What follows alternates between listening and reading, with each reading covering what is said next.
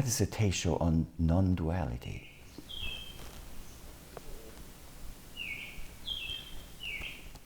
Our dualistic mind is not equipped to put any meaning to that. If we had a bird brain, we probably could say, oh yeah, it's saying, this is my tree, get the out of my tree. Or something similar. But there is no separation here. It's just. He succeeded. It is just what is.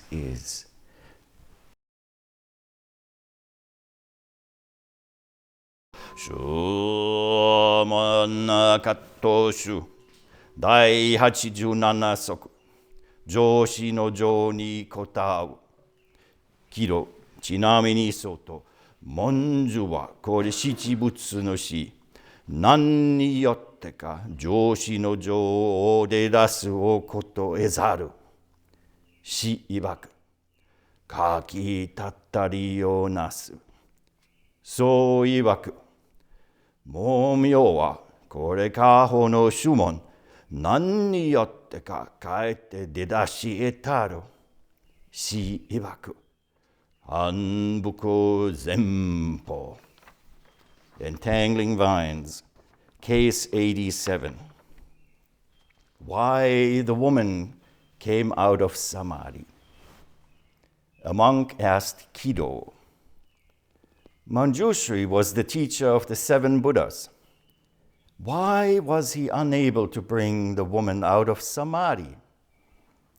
Kido answered, because he was obstructed by his household spirits. The monk continued, and why was delusion, a low-level Shravaka, able to make her emerge? A half sheet of paper is just right for wrapping, replied the master.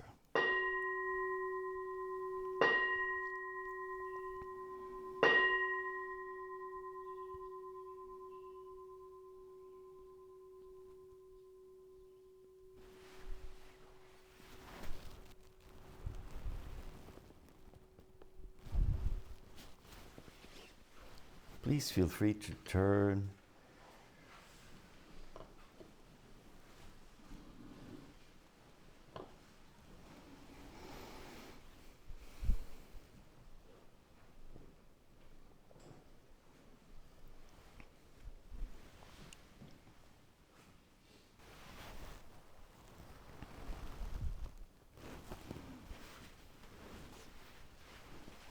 Good afternoon.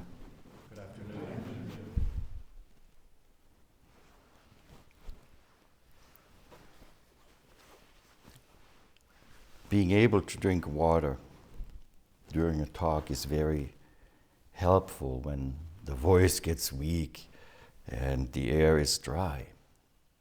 And it always reminds you to exhort everybody to be aware of your hydration levels.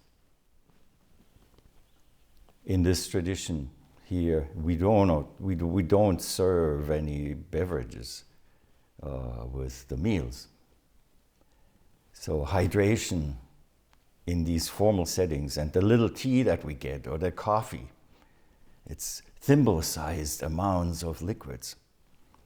So it is up to you to drink enough during the day. Dehydration has all kinds of effects that are not helpful with Zazen. Headaches, constipation, all kinds of things. So by all means drink. But of course this is Zen practice. Oh, I followed Roshi's advice and I drank. Now I'm sitting, this teisho is just beginning. And I gotta go already. I hope it's gonna end soon. Another lesson from this practice that teaches us that nothing works. When I first heard somebody say something like that, I thought, oh, what an idiot. This Zen practice is supposed to save us. Yeah, get me to the other shore. But I'm being told when I set out on the raft, about halfway when you see the crocodiles approaching, your paddle breaks and the part that you can actually use floats away. This is not working.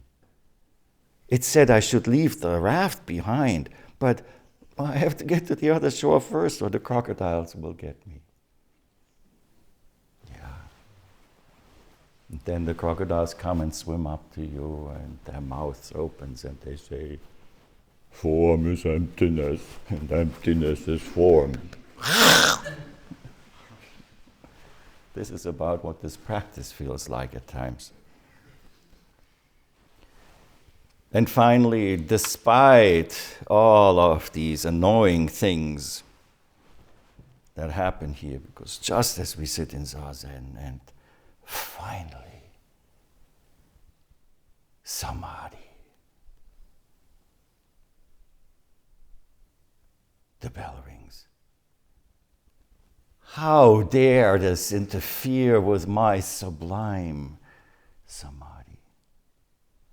Nothing ever is right. The same bell that we were praying for just an hour earlier, because it wasn't Samadhi, it was back pain. So, what is that Samadhi? This case here deals with the question, why did the woman come out of Samadhi? If we just hear the question like this, it is, why did the chicken cross the road? Why did Bodhidharma come from east or west, whichever direction he wants to come from? So let me give you a little bit of context. This monk is asking Kido-Chigo, saying, Manjushri was the teacher of the 7 Buddhas. Why was he unable to bring the woman out of Samadhi? So there is a story behind this. And the story is told here in case 48 of the same koan collection of the Shumon Kattoshu, Entangling Vines. And this case 48 is also case 42 in the Gateless Gate, the Mumonkan. So just to give some context, here is how case 48 sets the stage for this koan. The title is A Woman Comes Out of Samadhi. Long ago, Manjushri went to a gathering of Buddhas as they were returning to their own domains. However, one woman remained sitting in Samadhi near the seat of Shakyamuni Buddha. Manjushri asked Shakyamuni, why can this woman stay close to the Buddha's seat when I cannot? Shakyamuni replied, just wake the woman up, bring her out of Samadhi, and ask her yourself. Manjushri circled the woman 3 times, snapped his fingers once, and raised her into the Brahma heaven. But even after employing all of his supernatural powers, he was unable to bring her out of Samadhi. Shakyamuni then said, even 100,000 Manjushris would not be able to bring this woman out of Samadhi. Down below, past as many worlds as there are grains of the sands in 4,200,000,000 Ganges rivers, there is a bodhisattva named Delusion, Momyo, who will be able to bring her out. At that moment, the bodhisattva Momyo, Delusion, emerged out of the ground and paid homage to Shakyamuni. Then, as instructed by the Buddha, he went before the woman, snapped his fingers once. At this, she emerged from Samadhi. So this is the case that brought our monk here to ask Kido Chigo about. Why is it that Manjushri cannot raise this woman out of Samadhi? All right. Who is Kido Chigo? The last Chinese ancestor. The last Chinese ancestor. The last Chinese-born ancestor in the lineage that we chant every evening.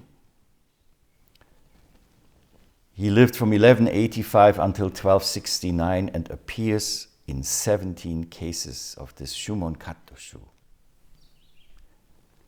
According to the Kei Tokudento Roku, the records about the old masters, he was a native of Ximing, which is in the present-day Zhejiang province. His family name was Chen. He entered a local temple at the age of 16,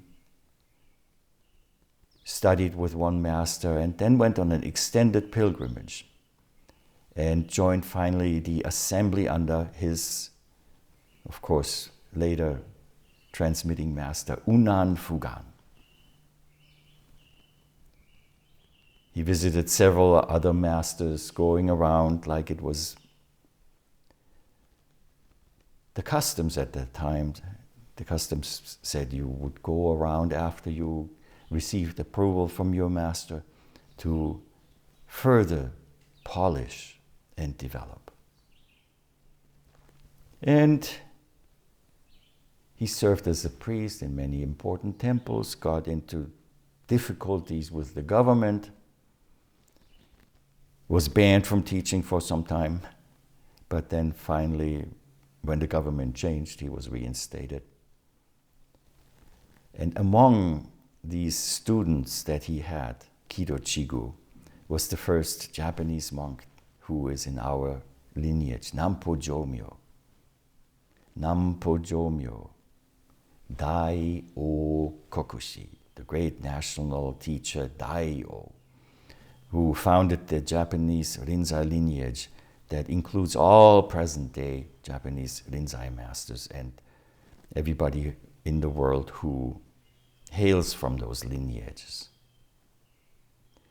There is a whole book, it's called The Record of the Empty Hall, because Kido, Ki is ku, is emptiness, and Do is the door as we have in Zendo, hall, Hondo. The Record of the Empty Hall, where there are commentaries on koans that are still used in nowadays Rinzai school advanced training. So that's Kido Chigo. He's being asked by that monk. Manjushri was the teacher of the 7 Buddhas. Well, wait, 7? Isn't there just one? The Buddha. Yeah, of course, there are many, many Buddhas, including you. Contemporary Buddhas. But these 7 Buddhas are the 7 Buddhas of the past. You think you've ever heard of them? More than that. More than that. You address their names every night. Bibashi Butsu, Shiki Butsu, Bishafu Butsu, Kuruson Butsu, Kunagon Muni Butsu, Kasho Butsu, Shakya Muni Butsu. So Vipassin Buddha, Shikin Buddha, Vishvabu Buddha, Krakuchadra Buddha, Kanaka Muni, Kashyapa, and Shakyamuni. So those are the historical Buddhas of the past before Shakyamuni. And it is said that Manjushri was the teacher of these Buddhas. Who is that? Manjushri. Huh? Somewhere up there. Somewhere up there. Anybody up there with a sword? Mm-hmm. Actually, there are two depictions of Manjushri on this Butsudan, on this altar. One is in the painting on the left-hand side of the Buddha. The white dude on the lion on the left side there. And also carved on the bottom of Nyogen Senzaki on the left-hand side. There you can see the sword a little bit better. That is Manjushri. Monju Bosatsu. Monju Bosatsu in the Japanese pronunciation. Monju Shiri Myokisho Bosatsu also. It's quite interesting. The teacher of the Buddhas is a bodhisattva, not a deity, not another Buddha, but a bodhisattva. A bodhisattva like everybody who participates in this bodhisattva practice in which we engage here. So Manjushri taught all those 7 Buddhas.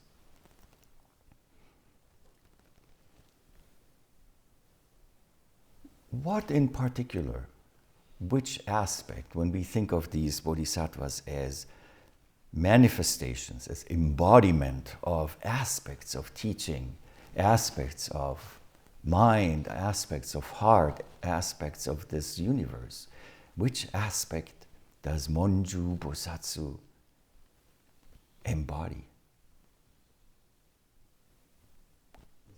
Wisdom. Wisdom. He has a sword, the Bodhisattva Monju.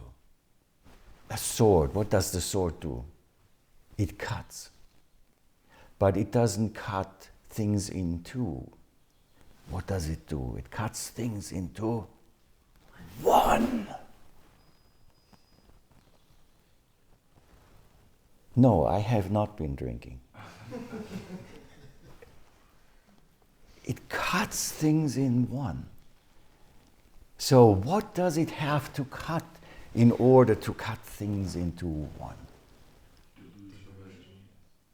Delusion.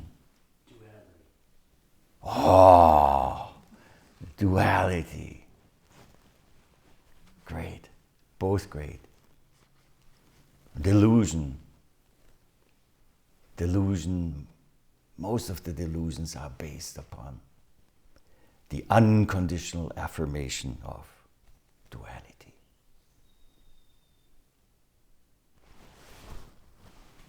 So, I think we can agree that Manjushri is a pretty powerful depiction of the aspect of wisdom, the aspect of non-dual wisdom.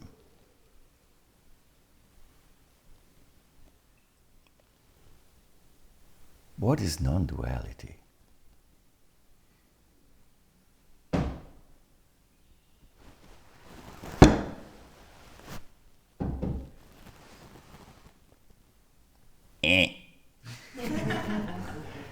All of this is non-duality.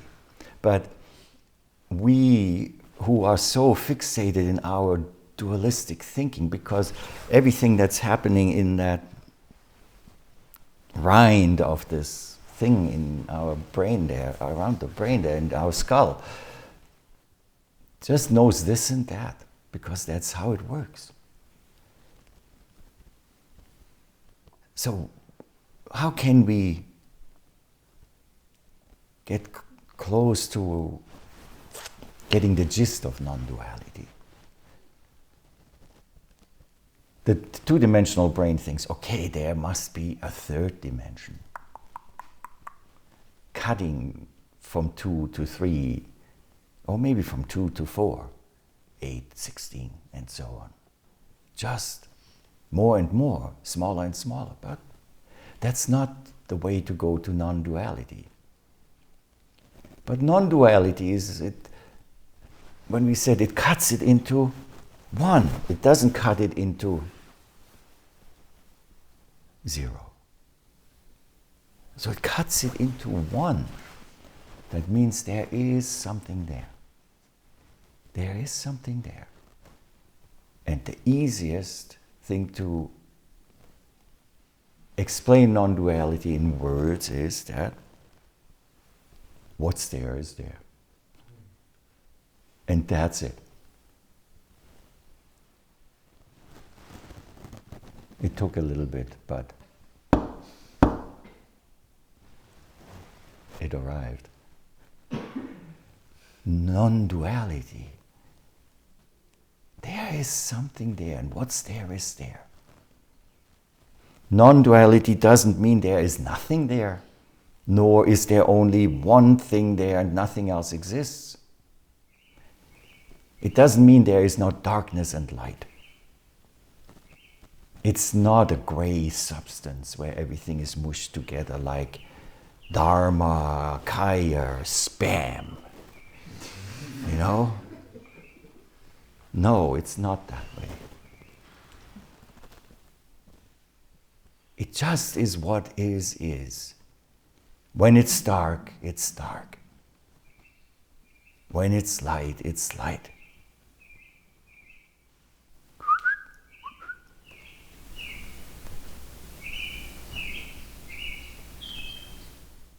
That is a teisho on non-duality.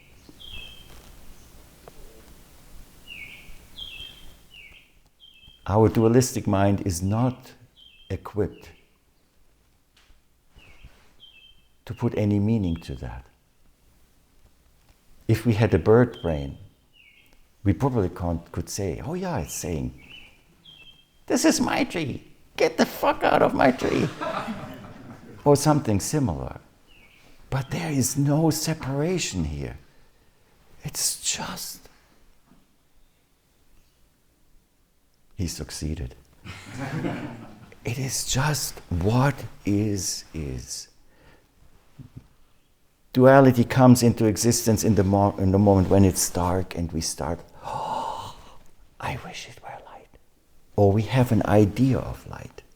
As soon as we have an idea that comes out of and opposes or objectifies or creates a distance, as soon as distance comes into existence, we are in a dual state.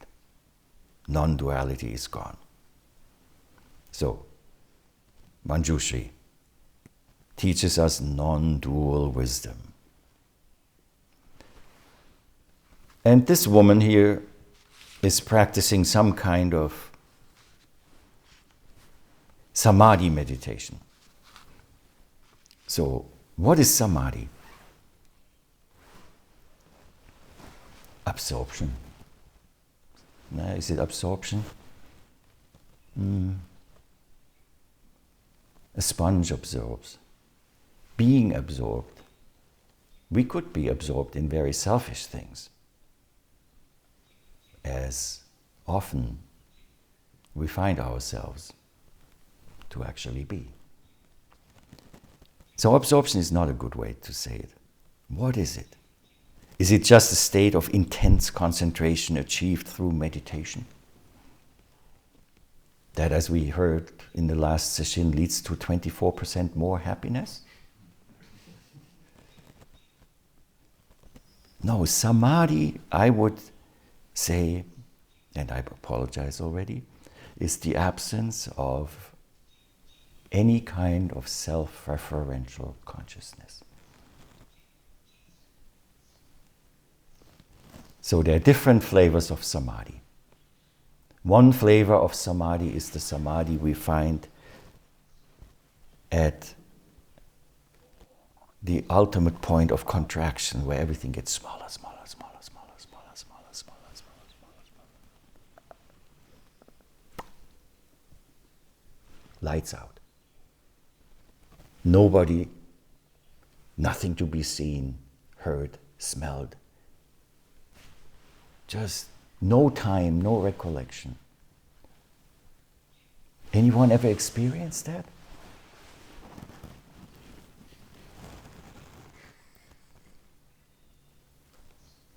Have you been sleeping deeply? When you deeply sleep and completely disappear, what happened during the night? You have no idea. Where were you? You have no idea. It's the complete absence of any kind of self-referential consciousness. Well, if we dream, we are really not there. That's more like the hell stages or heaven stages or these kind of consciousness that has still reference to something. But as soon as all that reference goes away, no objects, no subjects, that samadhi of complete extinction, in which there is no conflict, because there is nothing to conflict with each other. Mujo zammai. No conflict samadhi. And there is one attribute of that samadhi that is quite interesting.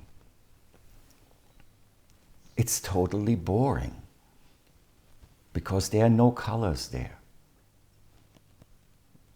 There's nothing to smell, there's nothing to see. There is movement still. There is movement, or it would be static. But from the point of a view of a human being, it's boring. Completely boring. But then we awake from that. And the opposite, bigger, bigger, bigger, bigger, bigger. Expansion comes. Bigger, bigger, bigger.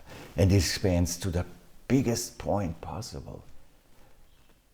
Gyokudai, the greatest possible. And there's consciousness with it. But with that expansion and consciousness present, there's also a samadhi where self-reference falls away. When you physically exert yourselves, running,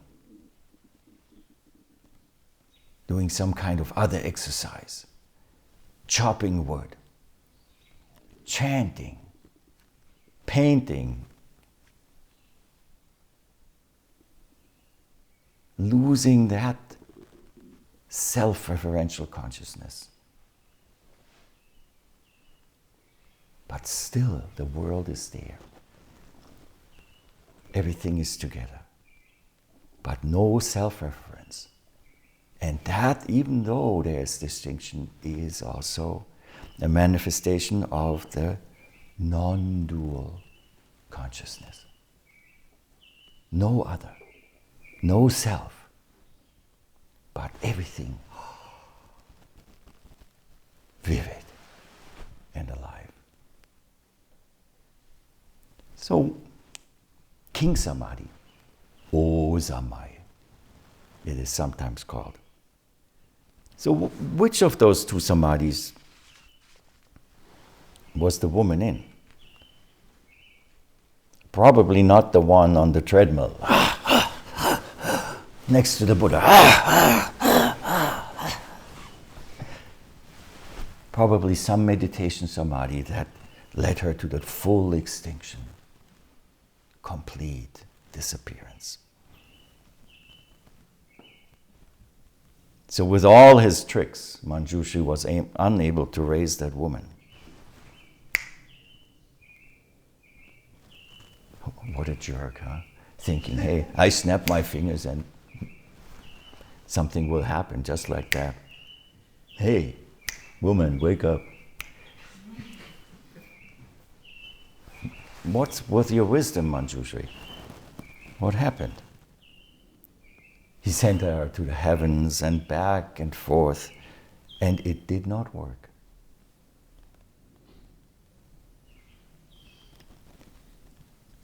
So, Samadhi. Let me tell you a quick story about Samadhi. A great Indian sage and teacher was traveling with his disciple in the summer, wandering through India. And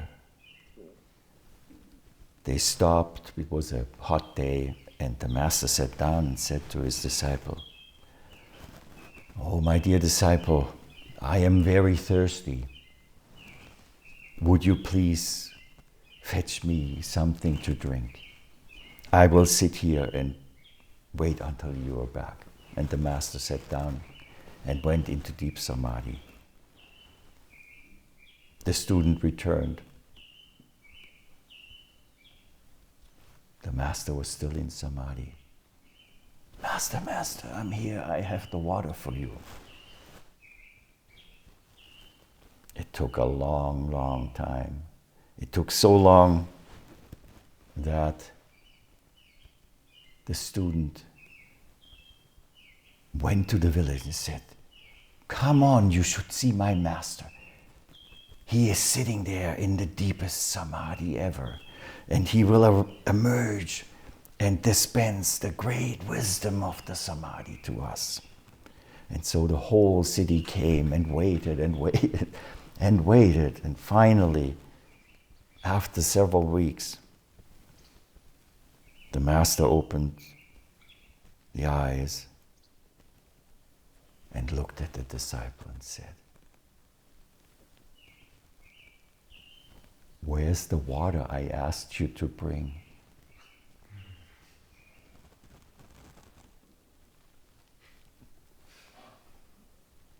What is samadhi good for?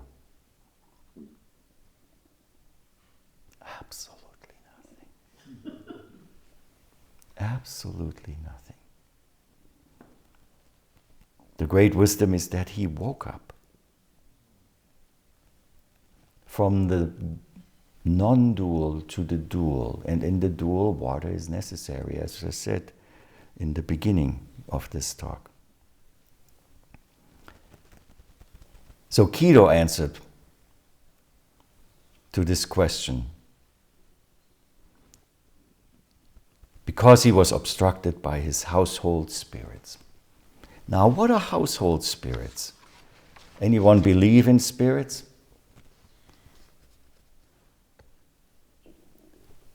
Well, probably if you owned a liquor store, you would believe in spirits. But in spirits like ghosts,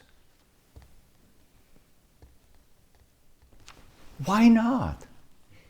Why not? It can be quite entertaining if you don't take it too seriously. Household spirits in the traditional Chinese teaching were ancestral spirits that generally work for the benefit of the family. But sometimes they even get tired of that and become mischievous. And their action hurt the family fortunes. But in this present case, household spirit, the household spirits refer to Manjushri's wisdom, which put him so far above the level of the woman in this is what one interpretation is, above the level of the disciple that he could not help her come out of samadhi. A beautiful explanation from a dualistic point of view. But this woman being in samadhi, how is she different from Manjushri? There is no Manjushri. And from Manjushri's manifestation as the non-dual, there is no woman. And being in that non-dual state of no separation, the household spirit is non-duality, which didn't put him far above the woman, but just exactly in the same place.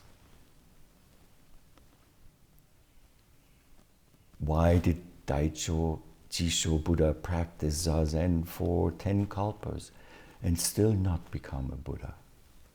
It's the same question. How can you awaken once you are awake?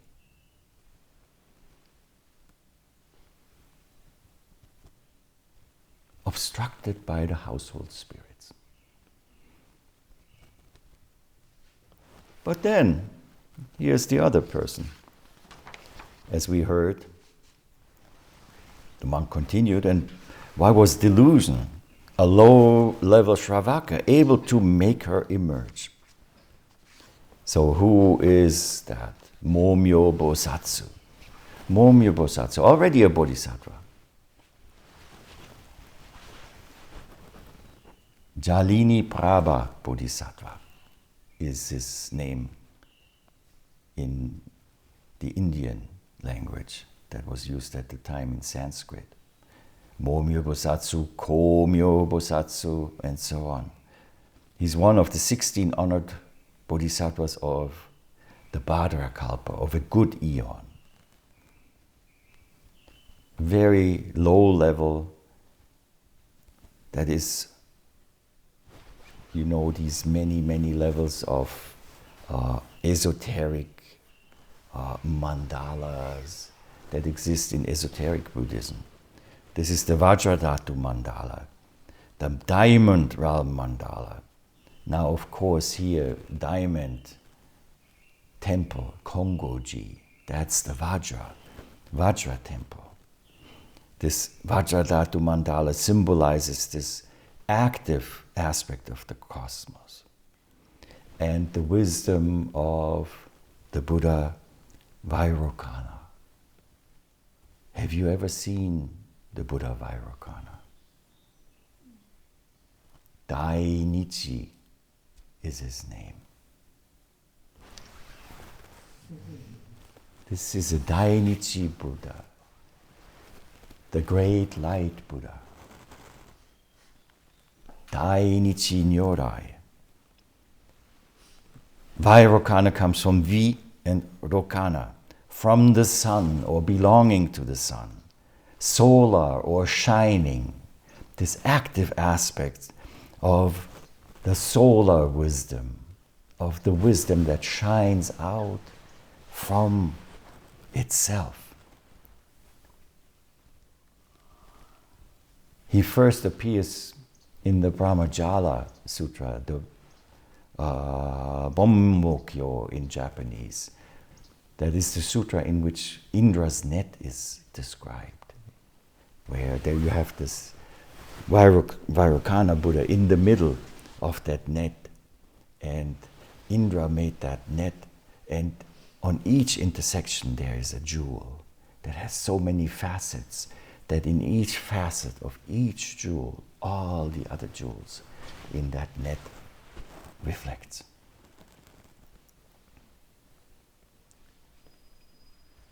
So this Momyo Bosatsu is not that lowly as it is described here. There's even a mantra, you know, for it. It's written as Na'u Maku Samanda Bodha Nansan. But Na'u, as we know, goes and becomes No. No Maku Samanda Bodha Nansan. And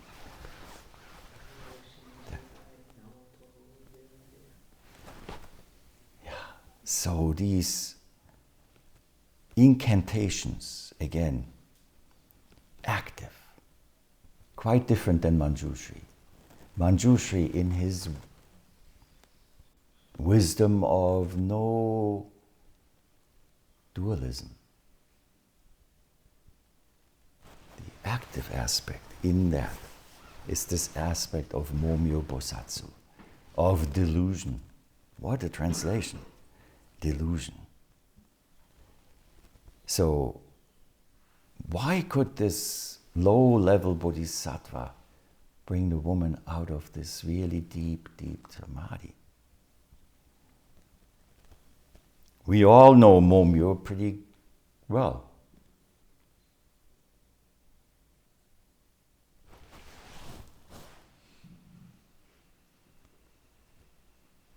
Momyo is not any different than the household spirits, just in a different manifestation within our experience. And Momyo is able to break any kind of samadhi. When we sit and we really disappear, or even if we fall deeply asleep, Momyo will come and we will wake up. Again, we might be very uncomfortable because we had a lot to drink before we fell asleep, or too big of a meal, or we were lying on the wrong way and something hurts so much that we wake up. That is Momyo Bosatsu. And just like that, we are back. What does Kido say about it? A half sheet of paper is just right for wrapping. Delusion. A low-level Shravaka was able to emerge, the woman, from Samadhi.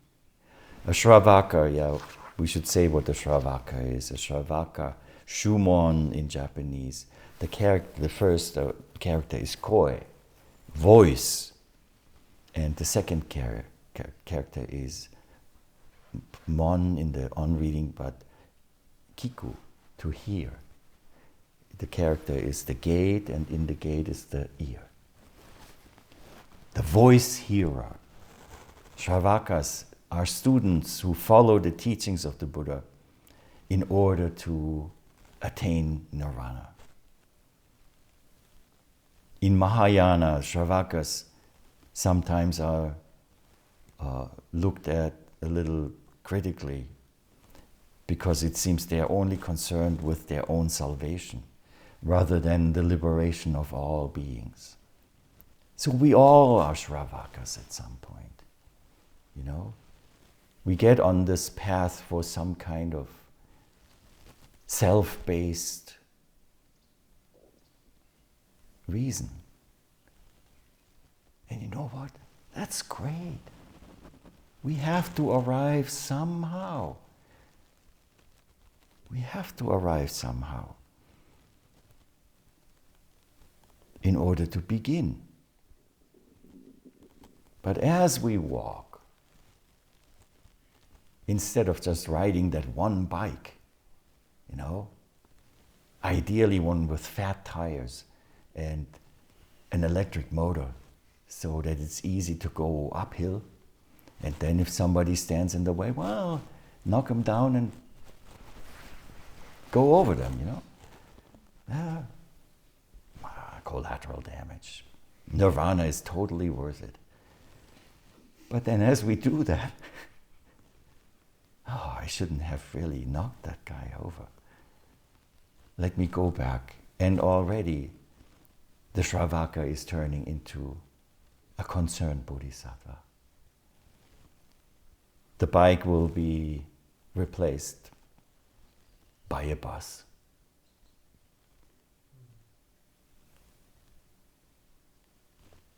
So, a half sheet of paper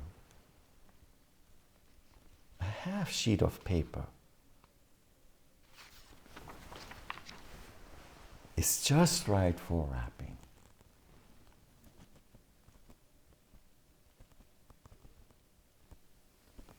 Even a half sheet of paper has two sides. So dualism is just right for wrapping, for instructing, for holding together, for helping us in this endeavor to come and encounter Manjushi's sword that will cut it into one.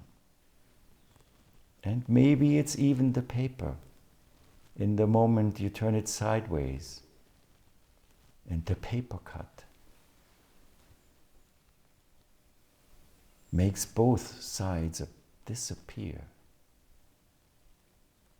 Non-duality appears.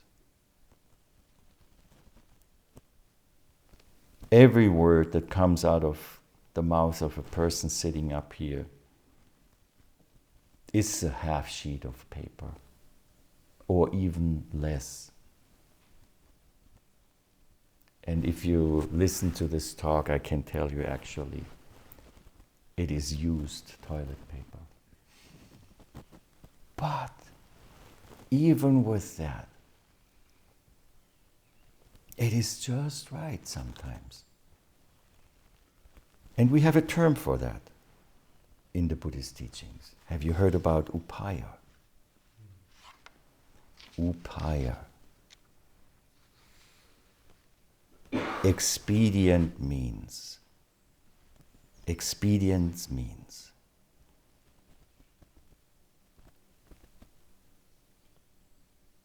Whatever helps on this path. If there is something you can tell us that we can do to help you continue, let us know. Let us know. This practice is a practice that ought to meet everyone who comes here where they are. That is open enough to step beyond itself, because itself is just such a half sheet of paper.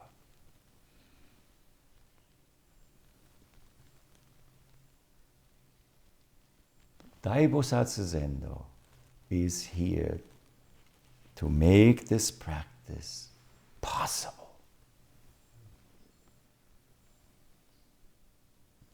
So if you want to sit longer and not do Kinin, fine.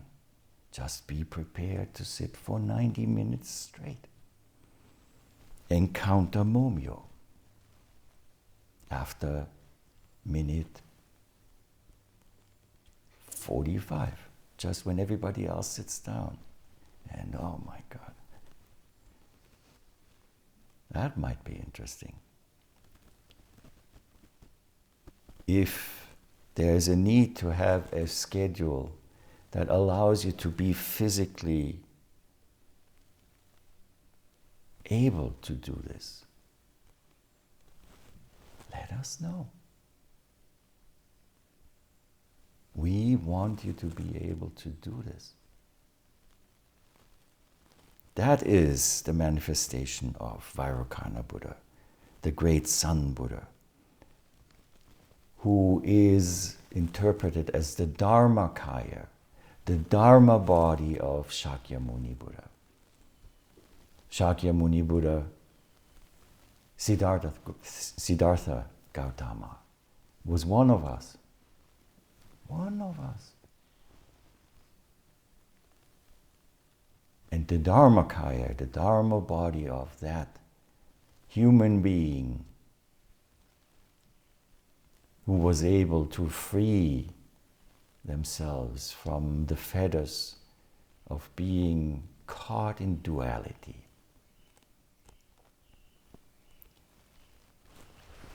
Presides over everything we do here. Upaya is a good thing to engage in and to use skillfully. Skillful means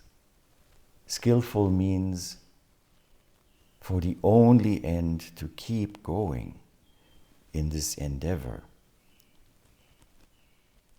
of awakening, of disappearing, of resurrecting, of dying again, being born again, over and over and over again. And through that constant change of maturation, and change. We become very, very familiar with the non-dual change, the unfolding as the eternal truth reveals itself right here.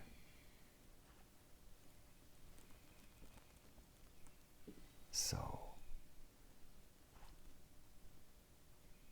Samadhi, good. Coming out of Samadhi, good. Being tired, good. Aching, okay. All is okay. Allow Manjushri to come with that sword and make whatever unfolds be that truth that you've been searching for in many other places.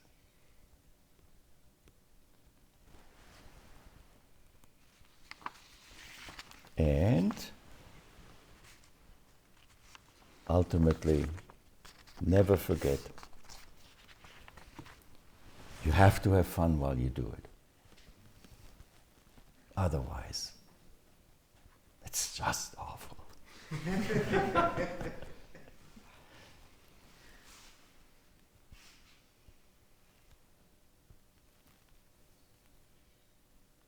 Back to Samadhi.